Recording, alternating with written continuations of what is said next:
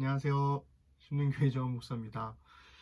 네, 조그만 아주 귀여운 마이크를 들고 있습니다.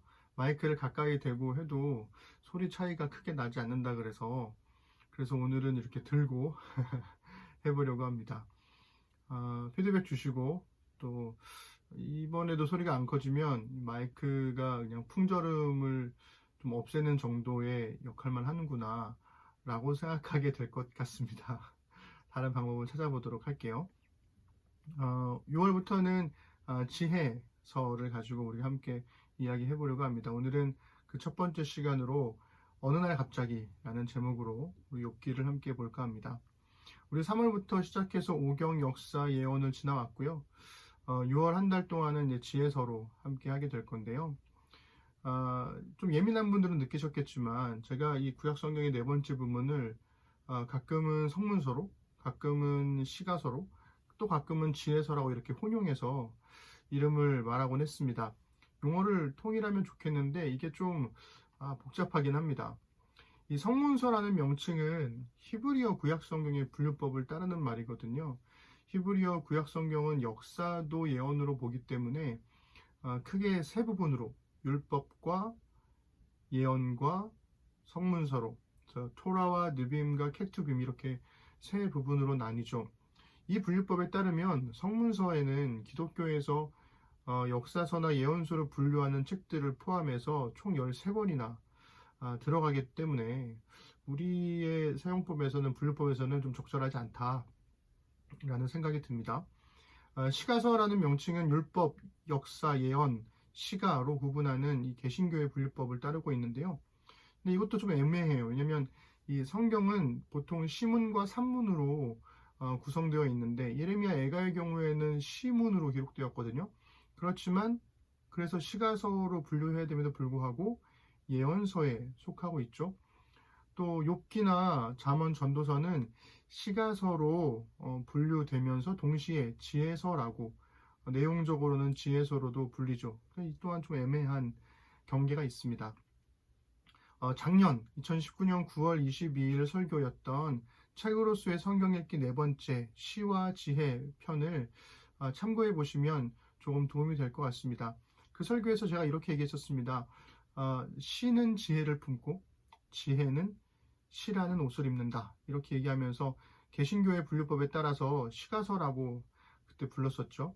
하지만 우리가 올해 3월부터 오경 역사 예언을 쭉 지나오면서 저는 지금은 시가서라는 이름보다는 지혜서라는 이 내용적인 측면에서 지혜서라고 부르는 게 조금 더 적절하지 않나 이런 생각이 듭니다. 그래서 우리는 6월 한 달 동안 4번에 걸쳐서 매 주마다 이번 주 욥기, 그 다음 주는 시편, 그 다음 주는 잠언과 전도서, 마지막에 아가서를 가볍게 산책해 보고자 합니다. 내용들을 다 전하는 게 아니라 개인적으로 내가 성경을 읽을 때 어떻게 잘 읽을 수 있을지 도움을 주는 정도의 산책만 할 거니까요. 어렵지 않으니까 함께 잘 걸어가 주셨으면 좋겠습니다. 이 5권의 지혜서 중에서 제가 가장 많이 완독한 성경은 뭘까요? 욥기, 시편, 잠언, 전도서, 아가 이 5개 중에서 뭘 것 같으세요? 아가 아닙니다. 아가 아닙니다. 의외로 그렇지 않습니다. 제가 제일 많이 읽었던 지혜서는 욥기였어요. 시편은 너무 길고 잠언과 전도서는 너무 교과서 같고 그리고 아가서는 좋아하긴 하지만 조금 그럽니다.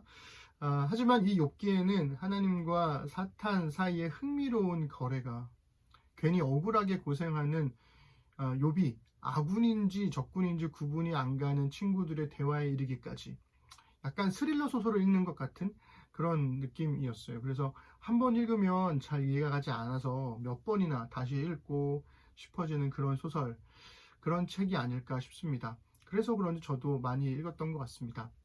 욥기를 좀 수월하게 읽으려면 좋은 지도가 필요한데요.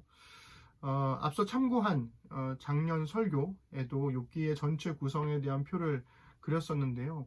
이것을 보미자매가 조금 더 잘 예쁘게 다듬어 주었습니다. 일단 욥기는 서론 부분인 1, 2장과 결론 부분인 42장 7절부터 17절 요 두 처음과 마지막이 산문으로 기록되어 있고요. 중간 부분은 시문으로 기록되어 있습니다. 그러니까 이야기는 산문으로, 대화는 시문으로 기록한 거죠. 서론에서는 등장인물들이 소개가 되고요. 사건이 발생합니다.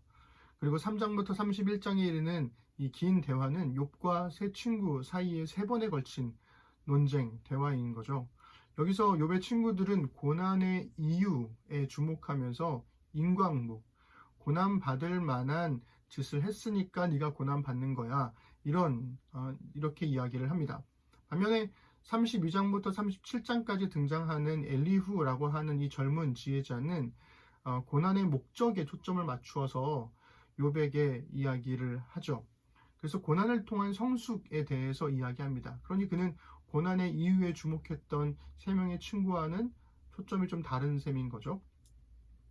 욥은 침묵했다가 38장부터 42장 6절까지 하나님께서 욥에게 나타나셔서 욥에게 직접 말씀하십니다.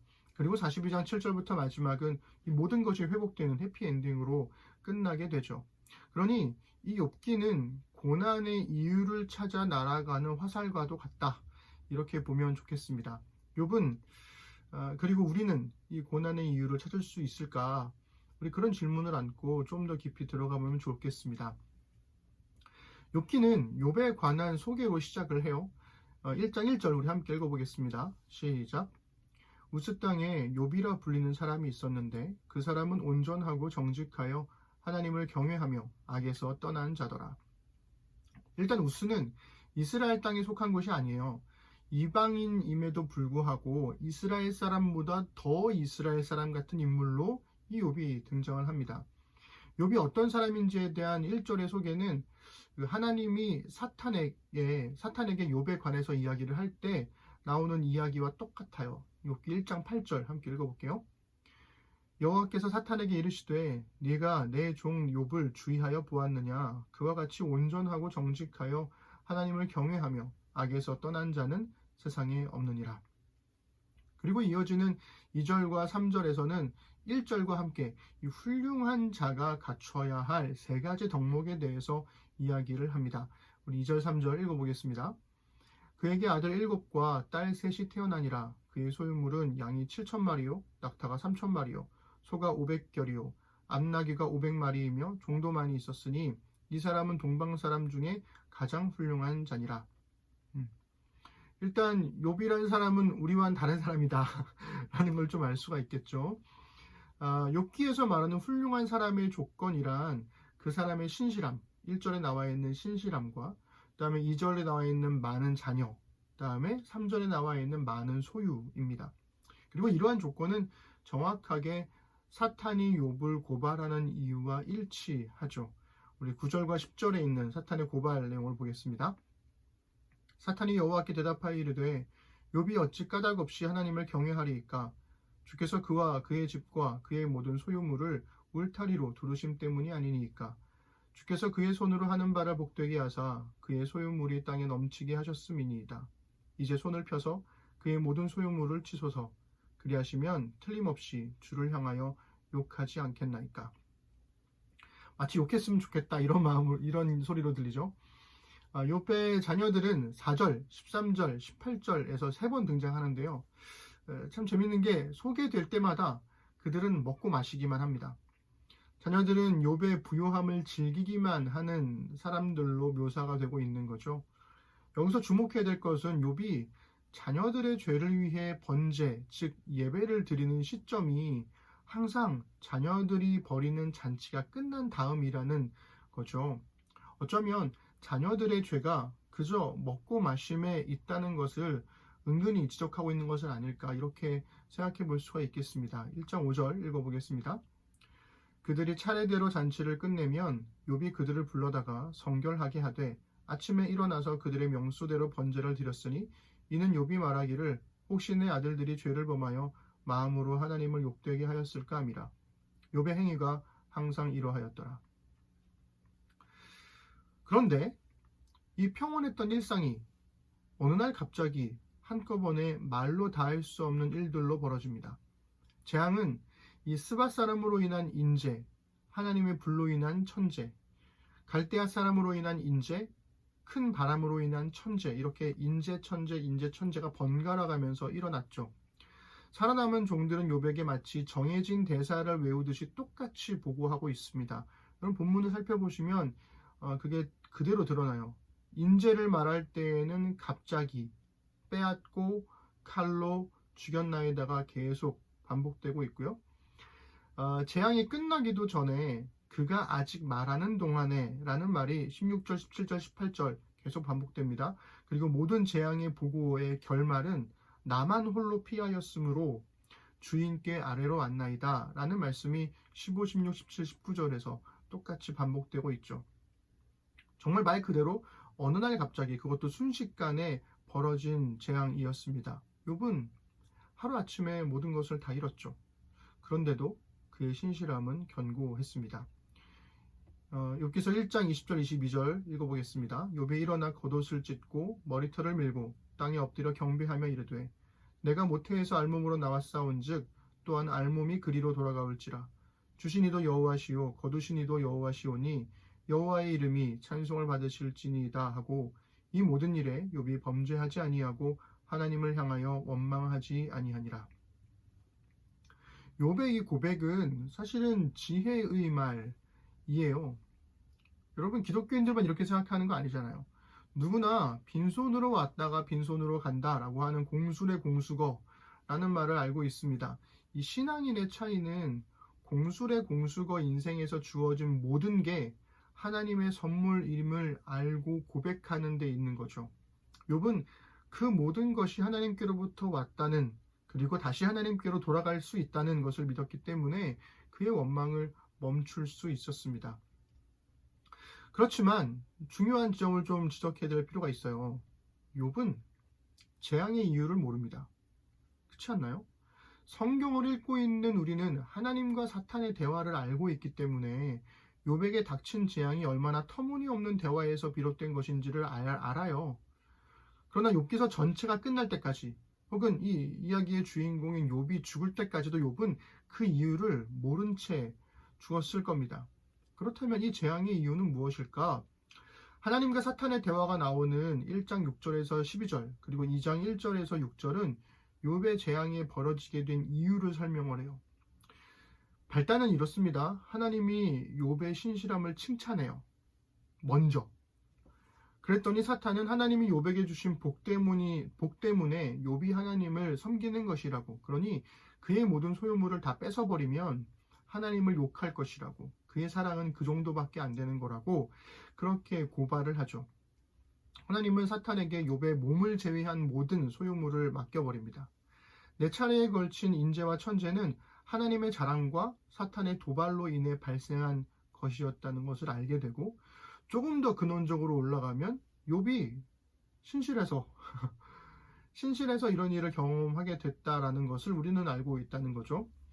이 모든 것을 잃고도 욥이 신실함을 그래도 지켜냈습니다. 하나님은 또다시 사탄에게 욥을 자랑하시죠. 2장 3절 읽어보겠습니다. 여호와께서 사탄에게 이르시되 내가 내 종 욥을 주의하여 보았느냐? 그와 같이 온전하고 정직하여 하나님을 경외하며 악에서 떠난 자가 세상에 없느니라. 네가 나를 충동하여 까닭없이 그를 치게 하였어도 그가 여전히 자기의 온전함을 굳게 지켰느니라. 욥에 대한 하나님의 신뢰는 변함이 없어요. 하나님에 대한 욥의 신뢰가 변함이 없듯이 욥에 대한 하나님의 신뢰도 여전히 변함이 없습니다. 그런데 읽는 사람의 입장에서는 이쯤 되면 하나님이 좀 그만 자랑했으면 좋겠다, 이런 생각이 좀 들어요. 뭔가 불안해지는 거죠. 이런 생각도 합니다. 하나님이 자랑할 만한 사람은 되지 말자. 그러면 이거 정말 위험할 수 있겠다 라는 다짐이 생길 정도가 되는 거죠. 문제는 이 욥에 대한 사탄의 불신도 변함이 없다는 거예요. 사탄은 이번엔 욥의 몸을 칠 것을 요청하고요. 하나님은 욥의 목숨을 빼앗지 않는 조건으로 그것을 허락하십니다. 2장 5절부터 6절 읽겠습니다. 이제 주의 손을 펴서 그의 뼈와 살을 치셔서 그리하시면 틀림없이 주를 향하여 욕하지 않겠나이까? 여호와께서 사탄에게 이르시되 내가 그를 네 손에 맡기노라. 다만 그의 생명은 해하지 말지니라. 사탄은 욥의 몸을 칩니다. 욥은 온몸에 종기가 났고 제 가운데에서 질그릇 조각으로 몸을 긁고 있습니다. 혹자는 이 쓰레기 더미에서 완전히 폐가 망신한 채 홀로 있었다는 것으로 묘사하기도 하는데요. 욥의 아내는 그에게 찾아와 하나님을 욕하고 죽으라고 쏘아붙입니다. 그런데도 욥은 하나님을 원망하지 않아요. 1장 10절 읽겠습니다. 그가 이르되 그대의 말이 한 어리석은 여자의 말 같도다. 우리가 하나님께 복을 받았은즉 화도 받지 아니하겠느냐 하고 이 모든 일에 욥이 입술로 범죄하지 아니하니라. 1장 10절이 아니라 2장 10절이죠. 욥은 여전히 왜 이런 일이 벌어졌는지 이유를 몰라요. 그런데 만약 이런 생각을 하게 되는 거죠. 만약에 하나님의 자랑과 사탄의 고발 때문에 모든 재산과 모든 가족을 다 잃고 자신의 몸까지 망가지게 되었다는 것, 이 고난의 이유를 알았다면 어땠을까요? 그러면 이야기가 좀 달라지지 않을까요? 욥은 처음에는 하나님을 원망하진 않았는데 이후 등장하는 새 친구와의 그 논쟁을 보면 그가 얼마나 처절하게 하나님을 원망하며 하나님을 찾았는지를 우리가 알 수 있습니다. 그 중에서 그 수많은 대화 중에서 23장을 우리가 주목해 보려고 하는데요. 여기서 욥은 하나님에 대한 반항하는 마음과 근심 때문에 고통받습니다. 1절 2절 읽겠습니다. 욥이 대답하여 이르되 오늘도 내게 반항하는 마음과 근심이 있나니 내가 받는 재앙이 탄식보다 무거움이라. 이해할 수가 없는 거죠. 그래서 반항하는 마음이 생겨요. 그럼에도 불구하고 하나님께 나아가야 한다는, 하나님과 함께하고 있다는 그것이 그의 마음에 근심이 되는 겁니다. 고통이 여전히 있고 하나님도 함께 있다는 거죠. 욥은 친구들이 아니라 하나님하고 논쟁하고 싶어 했어요. 왜냐하면 욥은 들으시는 하나님을 믿기 때문에 그렇게 할 수 있었던 거죠. 우리 3절부터 7절 함께 읽어보겠습니다. 내가 어찌하면 하나님을 발견하고 그의 처소에 나아가랴. 어찌하면 그 앞에서 내가 호소하며 변론한 말을 내 입에 채우고 내게 대답하시는 말씀을 내가 알며 내게 이르시는 것을 내가 깨달으랴. 그가 큰 권능을 가지시고 나와 더불어 다투시겠느냐? 아니로다. 도리어 내 말을 들으시리라. 거기서는 정직한 자가 그와 변론할 수 있은즉 내가 심판자에게서 영원히 벗어나리라. 하나님이 들으시는 분이라는 것을 믿기 때문에 그는 하나님과 변론하고 싶어 하는 거거든요. 그런데 문제는 하나님께서 먼저 욥을 찾아오시지 않는 이상 욥의 입장에서 하나님을 먼저 만날 방법이 없다는 거예요. 그래서 8절 9절에 보면 이렇게 나옵니다. 그런데 내가 앞으로 가도 그가 아니 계시고 뒤로 가도 보이지 아니하며 그가 왼쪽에서 일하시나 내가 만날 수 없고 그가 오른쪽으로 돌이키시나 배울 수 없구나. 하나님을 너무 만나고 싶은데, 그래서 논쟁하고 싶은데, 묻고 싶은데 하나님을 볼 수가 없다는 거죠. 그런데 이 욥의 고백을 좀 주의 깊게 살펴볼 필요가 있어요. 여기서 욥은 그러니까 하나님이 없다라고 말하지 않아요. 즉 하나님의 부재를 말하는 것이 아니라 하나님께서는 지금 나의 곁에서 일하시지만 단지 볼 수 없다는 겁니다. 만날 수 없다는 하나님의 침묵을 말하고 있는 거죠. 하나님의 부재가 아니라 그의 곁에 계신다는 믿음은 이 고통의 이유를 알 수 없음에도 불구하고 이제는 오히려 소망의 이유가 됩니다. 그래서 10절부터 14절에 이어지는 아주 유명한 욥의 고백이 그래서 등장하게 되는 거죠. 함께 읽어보겠습니다. 그러나 내가 가는 길을 그가 아시나니 그가 나를 단련하신 후에는 내가 순금같이 되어 나오리라. 내 발이 그의 걸음을 바로 따랐으며 내가 그의 길을 지켜 치우치지 아니하였고 내가 그의 입술의 명령을 어기지 아니하고 정한 음식보다 그의 입의 말씀을 귀히 여겼도다. 그는 뜻이 일정하시니 누가 능히 돌이키랴. 그의 마음에 하고자 하시는 것이면 그것을 행하시나니 그런즉 내게 작정하신 것을 이루실 것이라. 이런 일이 그에게 많이 있느니라. 아멘. 고난의 이유는 알 수 없지만 욥은 여전히 하나님의 돌봄 아래에 있다는 것을 고백합니다.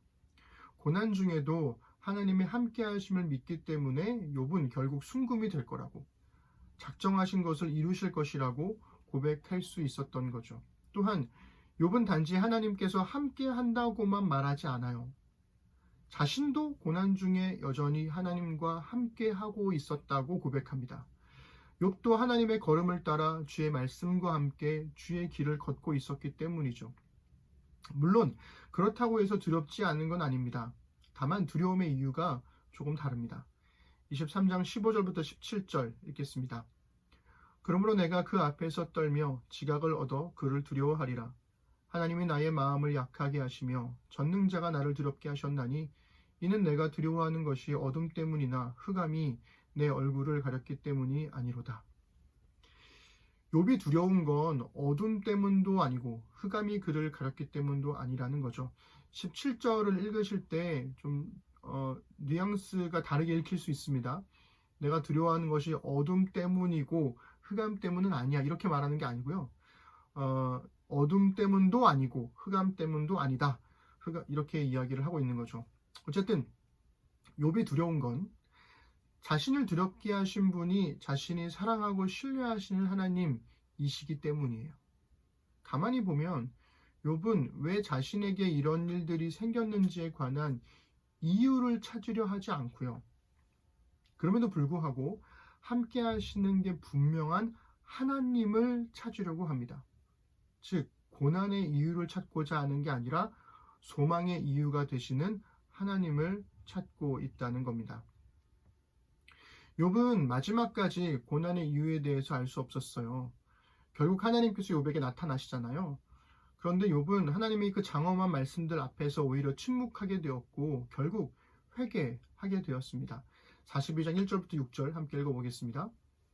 욥이 여호와께 대답하여 이르되 주께서는 못하실 일이 없사오며 무슨 계획이든지 못 이루실 것이 없는 줄 아오니 무지한 말로 이치를 가리는 자가 누구니이까. 나는 깨닫지도 못할 일을 말하였고 스스로 알 수도 없고 헤아리기도 어려운 일을 말하였나이다. 내가 말하겠사오니 주는 들으시고 내가 주께 묻겠사오니 주여 내게 알게 하옵소서. 내가 주께 대하여 귀로 듣기만 하였사오나 이제는 눈으로 주를 배옵나이다. 그러므로 내가 스스로 거두어 드리고 티끌과 제 가운데에서 회개하나이다. 개역개정에서 그 4절 말씀을 보면 좀 번역이 좀 애매합니다. 욥이 말하고 물으면 하나님이 듣고 대답하시는 것처럼 읽히잖아요. 그런데 히브리 원문을 비롯한 대부분의 번역은 하나님께서 말씀하시고 물으면 욥이 듣고 대답하는 것으로 번역을 하고 있습니다. 대표적으로 새 번역으로 4절을 읽으면 이렇게 읽히는 거죠. 주님께서는 말씀하셨습니다. 들어라, 내가 말하겠다. 내가 물을 터이니 내게 대답하여라 하셨습니다. 이렇게 되는 거죠. 그러니까 지금까지는 욥이 막 하나님께 질문을 쏟고 대답하세요 막 이렇게 했지만 이제는 하나님께서 욥에게 반대로 내가 말할 테니까 너는 들어라. 그리고 내게 대답해라. 이렇게 상황이 역전된 겁니다. 말씀을 정리하면 이렇습니다.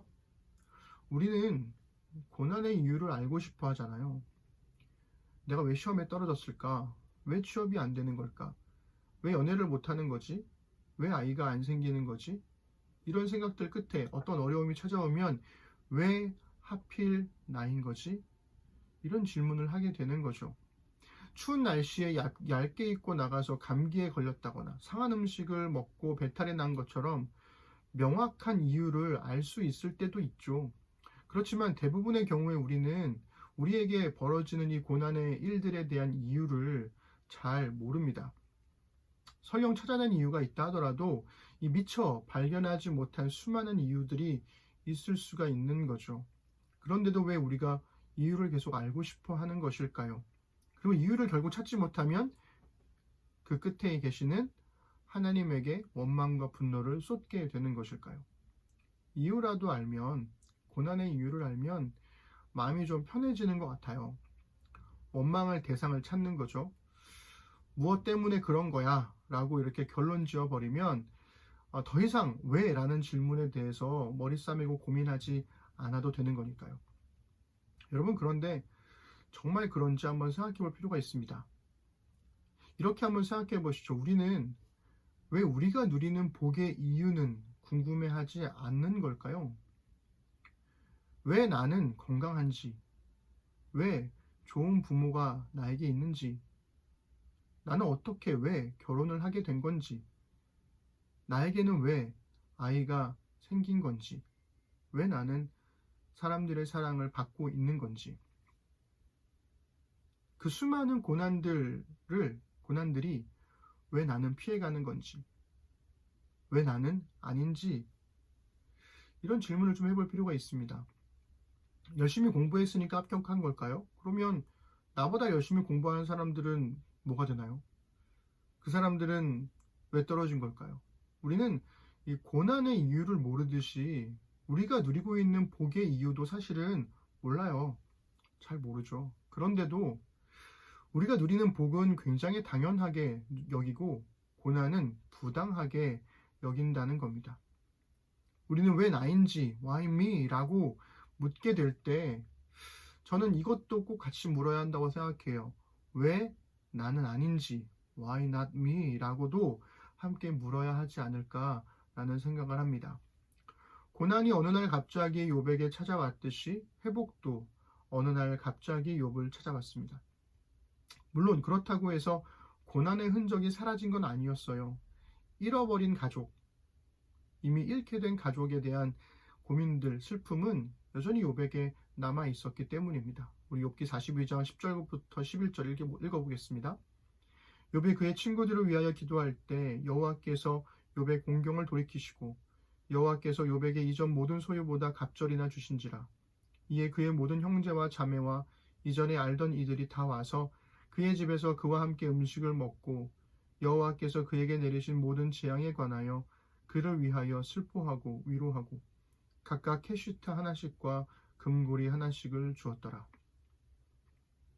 욥은 여전히 잃어버린 가족들에 대한 슬픔이 있습니다. 물론 하나님께서 모든 걸 회복해 주셨지만 잃어버린 가족들에 대한 슬픔과 그 아쉬움 이런 것들은 지워지지 않겠죠. 돌이켜보면 그래요. 1장을 읽어보면 욥은 자식들만을 위해서 기도했었고요. 자식들만 그와 함께 음식을 먹었었습니다. 그런데 이제 욥은 그의 친구들을 위해 기도하고요. 그의 모든 형제와 자매, 이웃들과 함께 음식을 먹는 사람이 되었어요. 욥은 여전히 고난의 이유를 모릅니다. 그리고 회복의 이유도 모릅니다. 어느 날 갑자기 고난이 찾아온 것처럼 어느 날 갑자기 회복도 찾아왔기 때문이죠. 다만 그가 아는 것은 하나님께서 고난 중에도 함께 하시고 회복 중에도 함께 하신다는 것입니다. 그리고 자신도 하나님과 함께 고난 중에서도 하나님과 함께 했고 회복 중에서도 하나님과 함께 하고 있다는 거죠. 하나님은 역사의 수많은 사람들 중 하나에 불과한 욥에게 자신의 신실한 사랑을 거셨어요. 욥은 하나님을 찾았지만 하나님은 시종일관 욥을 주목해 보셨습니다. 욥이 실패하면 하나님도 실패하는 것이기 때문이죠. 하나님의 모든 영광과 창조주 그리고 역사의 주관자로서의 모든 명예가 이 욥이라고 하는 이 한 사람에게 그의 선택에 모든 게 걸려 있었다는 겁니다. 사랑하는 우리 심는 사람들, 고난과 회복은 어느 날 갑자기 찾아오겠지만 하나님은 늘 우리와 함께 하십니다. 고난 속에서도 회복 중에서도 그것이 우리의 소망의 이유가 될 겁니다. 기도하겠습니다. 하나님 아버지 감사합니다. 욥기를 통해서 우리는 지혜를 발견하게 됩니다.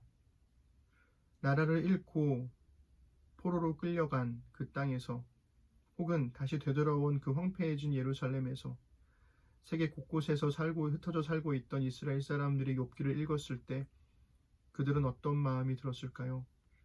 우상 숭배와 사회 불의로 나라가 망했다는 것은 익히 들어서 알고 있지만 그럼에도 불구하고 각자가 각자의 삶 속에서 일상적으로 겪는 수많은 고난과 어려움들의 이유는 그들도 알 수 없었을 겁니다. 그래서 욥기는 그들에게 많은 지혜와 도전을 주었을 겁니다. 하나님과 고난이 함께 있을 수 없는 것이 아니라 고난 중에도 하나님께서 함께 하심이 하나님의 전능하심이고 회복 중에도 하나님의 함께 하심이 하나님의 전능하심이라는 것을요. 마찬가지로 하나님이 우리와 함께 하신다면 우리도 하나님과 함께 해야 하지 않을까요? 주님, 고난 중에도 하나님의 말씀과 함께 머물기를 원합니다. 회복 중에도 성실하게 겸손하게 주의 길을 걷는 사람들이 되기를 원합니다. 하나님, 우리 사랑하는 심는 사람들이 그리고 제가 우리 인생에서 겪는 모든 일상 속에서 모든 어려움 속에서도 하나님과 동행하며 걷는 그런 지혜자의 삶을 살아가도록 인도하여 주옵소서. 코로나로 참 어려운 시기를 보내고 있습니다. 그리고 각자의 코로나 이외에도 수많은 어려움들이 있을 줄 압니다. 우리 사랑하는 심는 사람들이 여전히 주의 말씀에 소망을 얻고 모든 순간, 모든 날에 함께 하시는 하나님으로 인해 힘을 얻고 용기를 얻어 우리에게 주어진 일상을 하나님 나라 백성으로 살아갈 수 있도록 주님 함께하여 주옵소서. 감사드립니다. 예수님의 이름으로 기도드립니다. 아멘.